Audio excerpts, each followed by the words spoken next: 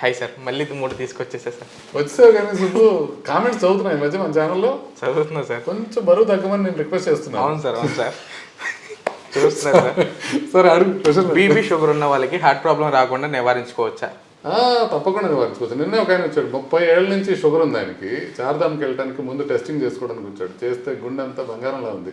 అంటే sugar BP ఉన్నంత మాత్రాన మనమేం ధైర్యం కోల్పోక్కర్లేదు. గుండె ప్రాబ్లం రాకుండా ఖచ్చితంగా మనం డైట్ కానీ ఎక్సర్సైజ్ కానీ మెడిసిన్స్ కానీ వాడి మన రిస్క్ ఫ్యాక్టర్స్ని కంట్రోల్ చేసుకొని బరువు పెరగకుండా ఉంటే మనకి హార్ట్ ప్రాబ్లం వచ్చే ఛాన్సెస్ తక్కువే.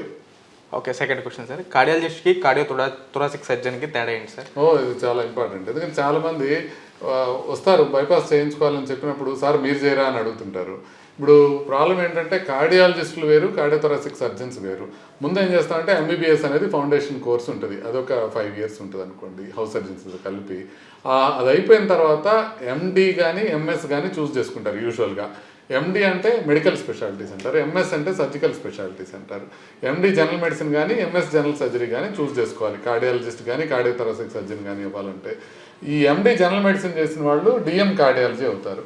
ఈ ఎంఎస్ జనరల్ సర్జరీ చేసిన వాళ్ళు ఎంసీహెచ్ థొరాసిక్ సర్జన్స్ అవుతారు, కార్డియోథొరాసిక్ సర్జన్స్ అవుతారు.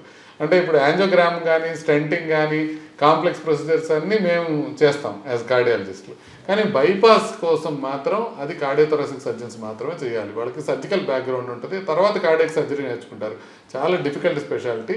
ఆ కార్డియోథొరాసిక్ సర్జన్స్ కొంతమంది బాగా చేయగలిగిన వాళ్ళు ఉంటారు, మన వంశీగారు లాగా. Third question sir. BP sugar heart problem ఉన్న వాళ్ళకి వంశపారంపర్యంగా వస్తుందా? అది రిస్క్ ఎంత ఉంటుంది?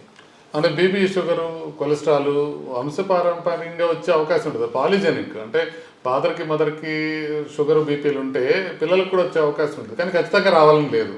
సో అక్కడే మనకి ఎపిజెనెటిక్స్ అనేవి వస్తాయి. మనం కనుక హెల్త్ బాగా మెయింటైన్ చేసుకొని ఎక్సర్సైజ్ బాగా చేసి మనం షుగర్ బీపీ రాకుండా మనం జనరేషన్లో గ్యాప్ కల్పించగలిగామంటే మన పిల్లలకి మళ్ళీ వచ్చే అవకాశం తగ్గిపోతుంది. అంటే కంప్లీట్గా జెనెటిక్స్ కాదు, జెనెటిక్స్ని మనం చేసే ఎక్సర్సైజు, మనం తీసుకునే ఆహారము, మనం తక్కువ తీసుకునే మానసిక ఒత్తిడి ఇలాగ మనం చేసుకొని ఆ రిస్క్ కనుక మనం తగ్గించగలిగితే ఈ జనరేషన్లో తర్వాత జనరేషన్స్కి కూడా తక్కువ రిస్కే ఉంటుంది. కాబట్టి ఎన్నో జనరేషన్స్ నుంచి వచ్చిన రిస్క్ కూడా మనం ఎపిజెనెటిక్స్ ద్వారా తగ్గించుకోవచ్చు.